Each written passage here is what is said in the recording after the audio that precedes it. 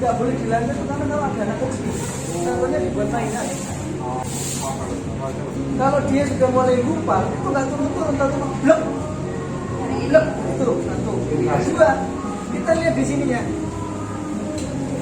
Kalau dia overcharge di sebelah kanan, ini ke kanan, arah kanan. Kemungkinan, ya. Kalau ke kanan, tengah yang benar yang hijau itu yang dia stabil, normal. Lihatnya gampang, nanti makanya kita tunjukkan jalannya. Kalau misalnya ada kejadian bagian, kita cepat ini gas, pas, tapi 3 meter dari posisi sumber api. Kenapa begitu? Karena ini nabur, mau. Serbu. Ini dia dekat, kabur dari sini. Ya. Saya sendiri tidak pernah tahu. Dia ini yang dicabut ya. Ya, ini sebagai pengaman. Siap. Oke, terima kasih. Foto-foto Pak Sore. Selamat pagi semua karyawan Parkir Roh Kudus. Nanti setelah doa, Pak Rizwandi membuka acara ini ya. Maksudnya apa? Nanti akan saya perkenalkan Pak Agus dengan tim. Pak Agus ini warga Parkir Roh Kudus dari lingkungan Paulus 1. Kalau kenal Ibu Ria yang suka membawa jamu-jamu, nah itu ini Pak Agusnya. Pak Agus masih aktif jadi asing ya Pak? Oh masih ya. Baik, kita akan berdoa. Mari kita berdiri. Saya akan berdoa secara Katolik. Dalam nama Bapa dan Putra dan Roh Kudus. Amin. Allah Bapa di surga, terima kasih untuk kesempatan yang indah ini, di mana kami boleh belajar sesuatu yang baru ataupun memperbaiki keterampilan kami yang baru yang dapat kami pergunakan untuk kehidupan sehari-hari, baik di tempat kerja kami maupun di rumah atau tempat lain. Saat ini Bapak, kami mau menyerahkan jam pertemuan teori maupun praktek akar ini kepadamu, supaya segala sesuatu yang sudah direncanakan baik oleh hambamu Pak Agus untuk membantu kita semua yang ada di sini boleh berjalan dengan lancar. Terima kasih untuk kesempatan ini. Kemuliaan kepada Bapa dan Putra dan Roh Kudus seperti pada permulaan, sekarang, selalu dan sepanjang segala abad. Amin. Terpujilah nama Yesus, Maria dan Yosef. Dalam nama Bapa dan Putra dan Roh Kudus. Amin. Bapak Ibu yang kami kasih dari Kristus, di mana kami juga mengucapkan terima kasih pada Bapak Ibu semuanya dan juga terutama pada Pak Agus yang mau memberikan masukan atau pengajaran pada kita untuk baik teori maupun praktek masalah kapal. Ini sangat diperlukan. Memang tempo hari saya sudah pernah ngomong-ngomong sama Novi, ternyata puji Tuhan hari ini bisa terrealisasi dengan Pak Agus. Tempo hari kan rencana mau ke kelurahan, mau minta kelurahan tidak terpikirkan di Pak Agus. Ternyata atau Roh Kudus yang mendorong, memberikan masukan, terutama dengan mengingatkan Pak Agus mengingatkan bahwa tabel-tabel yang ada di gereja ini sudah waktunya. Bahkan ada yang sudah expired. Ini di tempat ini. Terima kasih. Ya, nanti dijelaskan. Oh, yang hitam itu yang CO2. Nah,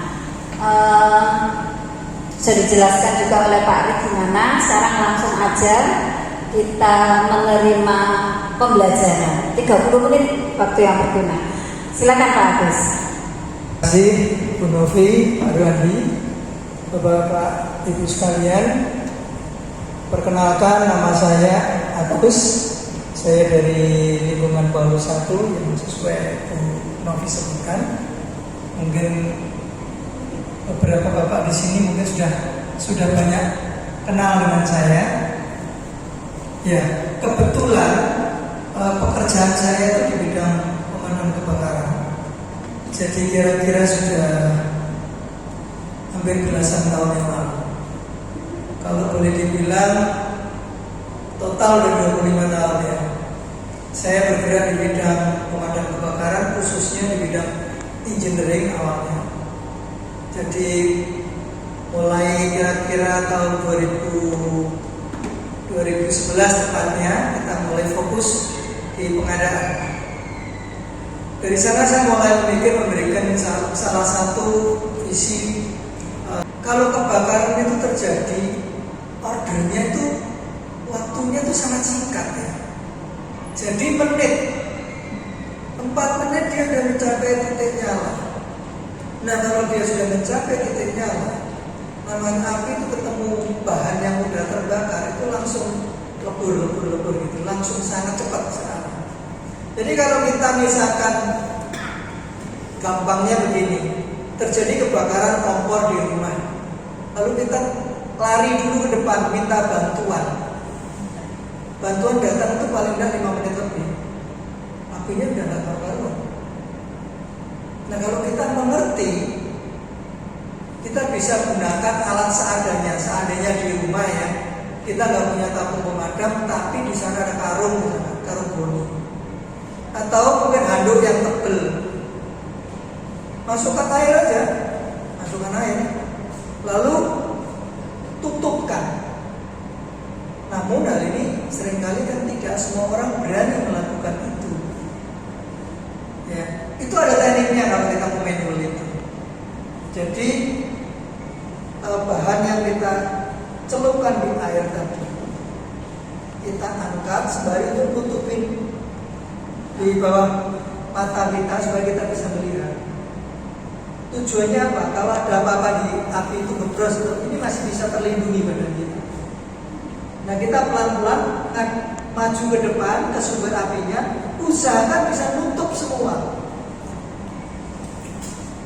Itu dibutuhkan satu keberanian. Nah, kenapa kalau dia ditutup kok mati gitu apinya?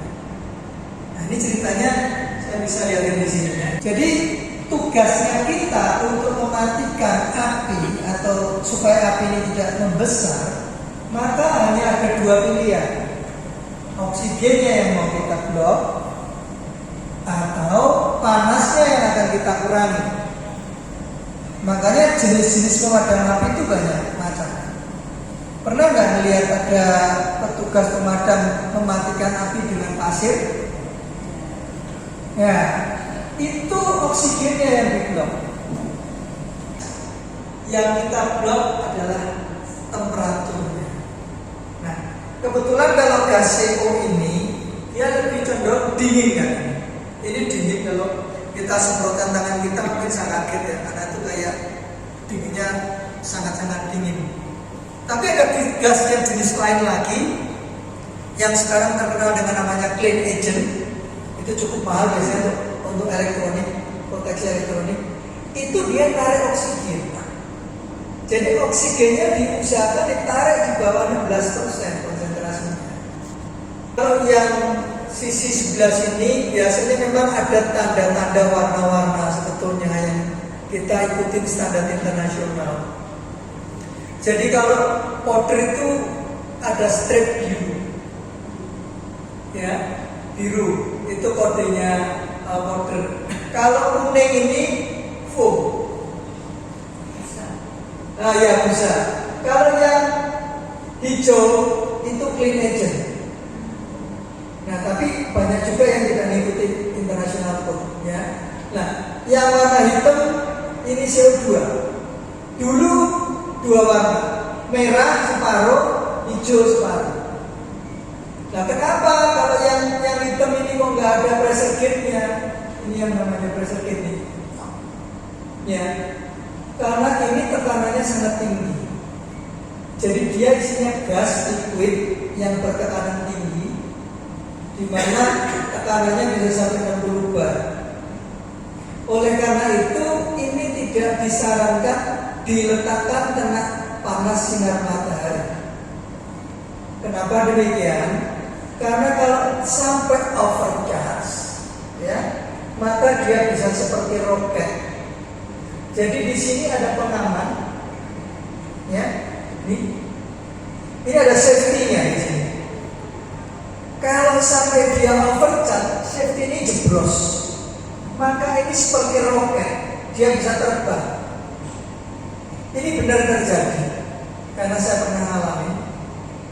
Waktu waktu itu saya ada order untuk kapal perang bantuan, kapal perang dibantu Jerman dulu itu. Saya nyuplai 2000 tampung. Mereka minta mau diperiksa semua satu-satu oleh vendornya dia. Bisa bayangin saya di tempat saya itu nggak ada tempat, ya sudah saya taruh di halaman itu. Atas saya kasih terpal. Ada 5 tampung. Siang-siang itu yang kayak roket, belum pakai kita. Jadi terjadi.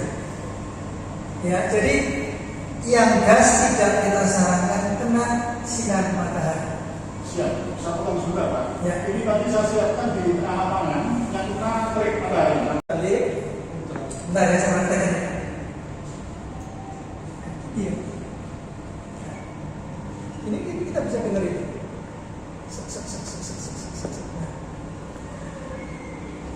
Nah, kalau sudah selesai, bentar aja paling nggak sampai semenit. Perlu apa namanya dilakukan, sebaiknya dicatat. Jadi pada waktu pengecekan itu dicatat. Ada name tag begitu yang bisa dicatat di situ. Kondisinya pengecekan tanggal berapa, pengecekan tanggal berapa.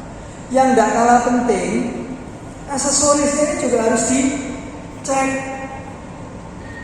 Kadang-kadang selangnya ini sudah pecah, enggak diganti.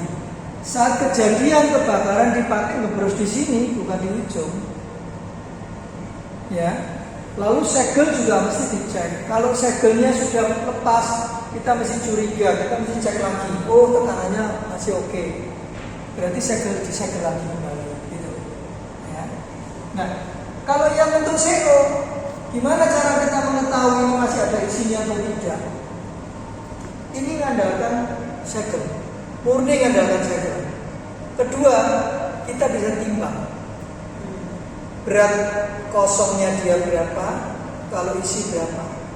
Itu yang bisa dilakukan. Karena CO ini dia bisa munculkan gas sendiri dari medianya. Jadi tanpa ada tambahan gas dari luar. Ya. Oke, kurang lebih. Lalu bagaimana cara buka pinnya? Nah, kalau kita tekan seperti ini, lalu kita tarik ini, pasti nggak bisa keluar. Ya, ini nggak boleh ditekan begini.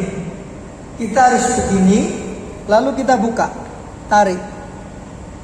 Setelah itu baru kita ambil, kita arahkan, kita kira-kira 3 meter kita semprot. Kenapa saya ambil jarak 3 meter? Ini adalah jarak yang ideal. Jangan kita dekat kemudian kita mundur. Karena waktu kita dekat kita nggak tahu jarak semprotnya itu sudah melewati seberapa jauh. Tapi kalau kita mundur dari belakang, oh kurang maju sedikit kita bisa maju. Jadi persis bisa menutup seluruh permukaan yang terbakar itu. Tapinya bablas kita masih bisa. Ya. Jadi kadang-kadang kita mau membantu, tapi harus tahu caranya. Jangan asal berani saja. Karena kalau berani itu juga risikonya besar. Misalkan ada bahan yang terbakar itu jenisnya chemical, ya harus hati-hati. Jangan asal kita berani. Wah, aku pernah dilatih. Tidak apa-apa bisa. Loh, jangan, hati-hati. Kalau chemicalnya itu explode gimana? Nggak boleh. Jadi harus hati-hati benar-benar. Kalau yang terbakar kelompok api yang kayak kayu dan lain-lain mungkin masih sejenis itulah, kelompok A itu masih oke-oke aja, nggak berisiko. Tapi kalau yang golongannya yang golongan chemical yang B itu flammable, hati-hati karena bisa explode. Nah kalau explode itu bahayanya luar biasa. Ya, contoh nih ada pabrik timber terbakar, udahlah jangan coba sok jagoan bantu karena itu bahaya banget gitu loh. Ya, pernah nggak melihat kejadian pabrik timber terbakar? Wah ngeri sekali ya. Bener ngeri. Itu drum itu bisa naik ke atas, meledak di atas loh. Terus kayak kembang api, bisa bayangin. Ya, mungkin satu tempat ini bisa bakar beberapa tempat gara-gara ini. Dulu di Maastricht kejadian kayak begitu. Ya, di Semarang, kebetulan saya punya family. pabriknya dia itu terbakar karena di pabrik thinner, ngabisin 6 pabrik di sekitarnya. Dari mana? Drumnya naik tadi, meledak di atas, nyemplung di samping tetangga, meledak lagi nyemplung tetangga. Bisa bayangin? Ngeri. Dibutuhkan satu keterampilan, harus dilatih. Ya, saya juga pernah mengalami di rumah sendiri. Ya karena saya pernah melatih dan selalu kalau untuk ngetes bahan baru datang, saya selalu yang nyoba dulu gitu. Bukan kepengen ngesek, enggak. Ya supaya saya tambah lama tambah terasa keterampilannya. Gitu. Makanya begitu menghadapi situasi itu satu yang paling penting, tenang. Jangan gugup dulu. Karena kalau gugup pasti bisa kekaruan. Tenang, tarik nafas panjang, baru buka. Karena untuk latihan beda loh Pak, dengan menghadapi kenyataan sebenarnya. Ya. Kalau menghadapi sendiri di hadapan, itu sudah kadang-kadang kalah dengan panik. Kalau sudah panik, hal yang mudah jadi susah. Ya, itu yang mungkin perlu saya sampaikan. Jadi sekian dari presentasi teori ini. Mungkin kalau ada teman-teman yang mau tanya, silakan. Ya, jadi kalau minyak goreng jangan sekali-sekali. Khususnya begini saya sampaikan. Api itu ada pembagian kelompok A, B, C. Nah, yang A itu apa sih? A itu kelompok kalau dia terbakar ada sisa arang. Gampangnya gitu aja. Apa? Ya kayu, kain, karet, ya, dan sejenisnya. Pokoknya kalau dia terbakar ada sisa arangnya, itu kelompok A. Yang B itu flammable. Semua bahan flammable itu masuk B. Khusus B hati-hati, jangan air bisa. Boleh full, air nggak boleh, air murni nggak boleh. Flammable itu apa Pak? Oh iya, ya. Flammable itu gini, barang yang begitu kebakar itu nggak ada proses dari asap dulu, nggak langsung blek, langsung nyala. Bensin, misalkan contoh ya. Kemudian alkohol, kemudian spiritus, ya, etanol, itu kelompok B. Minyak goreng itu sebetulnya masuk B. Cuma minyak goreng, solar itu punya pengecualian. Contoh begini, minyak goreng kalau temperaturnya nggak tinggi, lempar api, pasti nggak nyala. Ya, solar lemparan api, pasti nggak nyala. Tapi coba minyak goreng jemur di panas matahari, solar dijemur, lalu kita pakai namanya besi ditutukin begitu aja, langsung nyala. Kenapa demikian? Dia punya sifat-sifat kimia yang saat temperatur tinggi itu dia udah ada uapnya ini yang bahaya. Nah, hal-hal seperti ini memang untuk orang-orang yang firefighter, damkar yang ahli-ahli itu dia ngerti soal begini, sehingga tidak gegabah dia asal masuk aja untuk membantu memadamkan, karena itu sangat bahaya. Ya. Kenapa? Anduk basah bisa saja, cuma ya itu tadi kan ada kelemahan bahwa nggak semua orang itu bisa betul-betul tatap ngadepin api, apalagi kalau apinya udah rada gede ya. Kalau kompor belum besar masih bisa dipupupin dengan anduk besar ya mungkin bisa. Bisa, minyak goreng bisa kalau mau begitu ya. Yang paling ideal gunakan powder. Itu sudah paling ideal. Karena saya juga udah pernah ngalamin di rumah, jadi saya berani katakan itu paling ideal gitu ya. Oke. Orang mampu jangan punya ini, Pak. Kecuali kalau pengaturan mungkin. Benar. Makanya Pak, kalau ya saya bisa memahami tidak semua orang punya peralatan begini, khususnya yang tinggal di daerah pinggiran itu agak susah. Maka kita sering memberi edukasi. Kalau nggak punya ini, mungkin bisa satu perumahan ada beberapa yang punya. Karena ini bukan hal yang mahal sekarang. Karena ini barang yang gak mahal. Kalau dulu mungkin iya, karena pemainnya masih sedikit. Saya masih ingat ya, kurang lebih tahun 80-an, tabung yang model gini kayak dulu merek Yamato, masih ingat ya? Itu harganya bisa sampai 400.000, 500.000 zaman dulu. Iya, zaman dulu. Tapi sekarang itu tabung yang 3 kilo dipakai rumah tinggal itu 175 udah dapat. Kenapa bisa begitu? Karena sekarang yang buat itu negaranya banyak. Ya, yang dulu jual mahal kayak begitu sekarang udah nggak laku, tutup semua pabriknya, kan di Jepang udah tutup semua. Sekarang dimonopoli oleh perusahaan dari China semua. Kenapa? Mereka jualnya murah, produksi massal. Mereka semua by mesin. Kalau dulu kan enggak, ya kayak pekerjaan begini. Ini tabung dirol, dilas sama orang. Gitu. Kalau sekarang di sana enggak, Pak. Mesin semua sudah. Pertama kali bisnis ini kadang-kadang ada pertentangan batin. Ngikuti pengusaha-pengusaha yang lain hati nggak bisa, nggak ngikuti orang nggak percaya gimana. Jadi orang dulu bilang kualitas powder 70%. Semua kan akan menganggap 70% terbaik, bahkan ada yang 80% itu yang terbaik. Tapi karena rasa penasaran, saya tuh membawa contoh sampelnya itu kurang lebih satu tempat plastik setengah kilo. Saya bawa ke pabrik di sana. Setiap saya pindah bandara tuh diperiksa, dipikir saya buat bawa sabu-sabu. Kan warnanya pink sama yellow itu. Ini apa? Kita jelasin dry powder. Gak percaya, coba lah percaya dites. Dibongkar tas saya. Dipikir saya bawa sabu-sabu. Nah, sampai di sana saya minta dites. Ini berapa konsentrasinya? Ini berapa? Dari sana saya baru tahu. Ya, inilah bisnis di sini. Saya mau ikut-ikutan itu nggak bisa.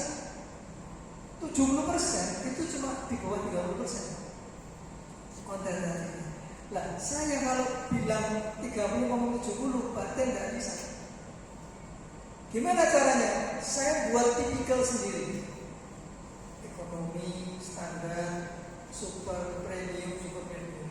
Kalau orang tanya konsentrasi saya kasih. Ini konsentrasi sekian. Jadi saya nggak ngapusin orang. Itu lama Pak, edukasi masyarakat. Sekarang orang lain ikut saya, punya saya premium berarti. Kalimat itu dulu nggak ada Pak. Sekarang diikuti, punya saya standar. Ya, memang butuh waktu untuk mengedukasi orang supaya orang itu menjadi sadar bahwa oh ternyata yang saya butuhkan itu kualitas. Nggak asal ikut-ikutan, oh sekian itu bagus. Ya, jadi di luar sana banyak sih Pak. Dan mayoritas yang dijual di pasar yang sekarang ini banyak yang kelas ekonomi. Itu yang laris manis. Karena mereka belum sadar sepenuhnya. Nganggapnya punya tabung hanya untuk syarat. Yang penting aku punya, nek diperiksa petugas ada. Gitu.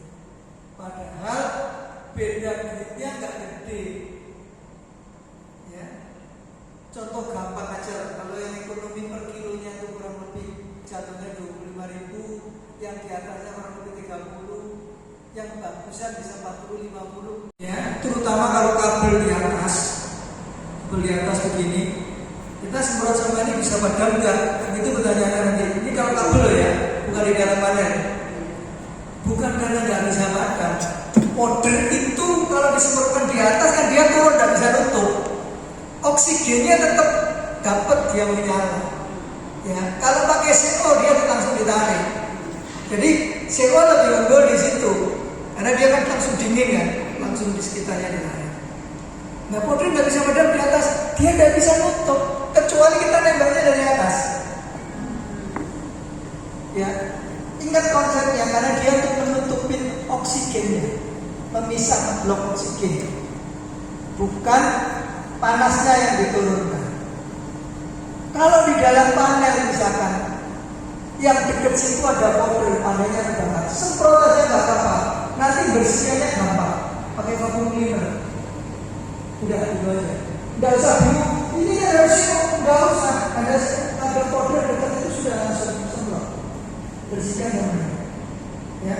Nah kalau yang sewa kan tidak berbekas, cuma setelah itu bas-basnya juga masih perlu dikeluarkan alatnya juga, bas-bas ya. Jadi selalu ada plus minus. Makanya kenapa kode itu disebut multi purpose? Dia bisa untuk kelas A, kelas B, kelas C. Untuk kelompok B itu hanya tertentu saja yang bisa pakai kode ABC. Kenapa? Saya pernah ke Antasapura. Kita presentasi bahan lain.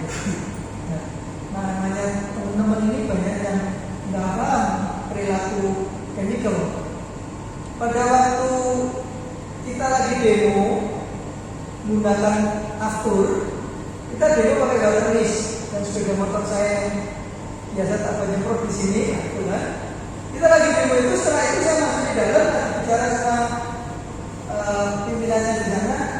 Teman-teman yang lain itu demo, maka pemadam kita begitu bangganya untuk memadamkan yang aftur. Bisa dan begitu saya diceritain, tapi dari sana ini nggak tanya dulu, nggak bisa. Kalau aftur ada sendiri, namanya pakai BC. Kita punya ini berapa ya Pak? Stok 4 ya Pak ya? Yang expired yang powder itu 4 ya. Jadi nanti latihannya gini, grup satpam sendiri, karena kan yang tahu tempat-tempatnya. Nanti yang sekretariat sendiri, yang bagian gereja sendiri, yang bagian pastoral nanti sendiri, gitu ya. Nah, sekarang kita langsung ke sana Pak. Oh iya. 1 November 2023 seluruh karyawan Paroki Roh Kudus menerima pelatihan APAR dari Bapak Agus dan tim. Terima kasih Pak Agus. Terima kasih.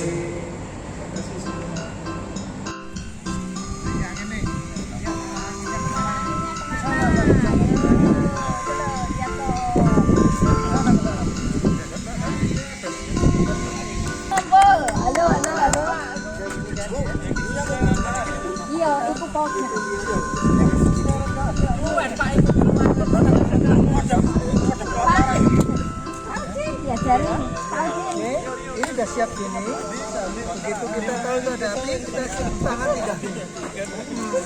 Sini ditarik. Kalau mudah putus. Ya, ini setelah itu kita bawa ke sana. Ini jangan tekan ini. Nah, ya, nah begitu kita udah sampai di sini ya, dari sini kan. Nah, kita mulai siap. Nah, gini Pak. Nah, gitu ya. Ini loh Pak. Ya, coba teori dulu ya. Teorinya dulu. Ini dipegang. Bos. Oh ya, bukan itu Pak. Bukan. Ya, Bos itu ini. Oke, udah. Bos, sama. Terus kita udah lihat ada sumber api kan? Tangannya gini semua. Coba ya. Ininya dipegang aja Pak. Sini Pak. Oke, siap. Berarti siap ini nanti dicabut. Cabut, terus jalan tetap pegang ini. Jangan megang atasnya begini. Halo ya.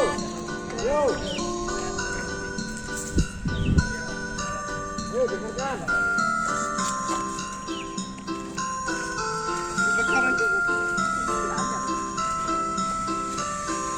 Kita udah lihat begitu kan? Nah, sekarang kita mau maju ini. Oke, sekarang ya.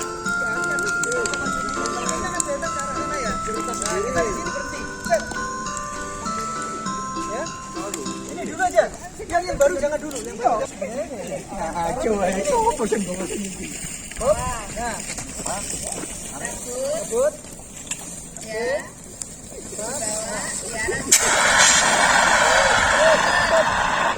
Loh, terus. Udah mati udah, ya udah mati. Ada. Ada ini. Dahan. Putar. Entek. Oh, ini habis. Baru itu belum mati, ini dikeluar. Terus aja. Coba. Oke.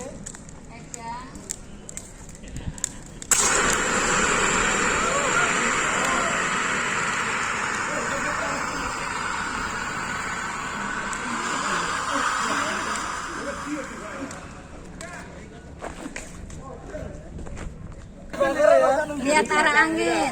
Asapnya ke sana tuh.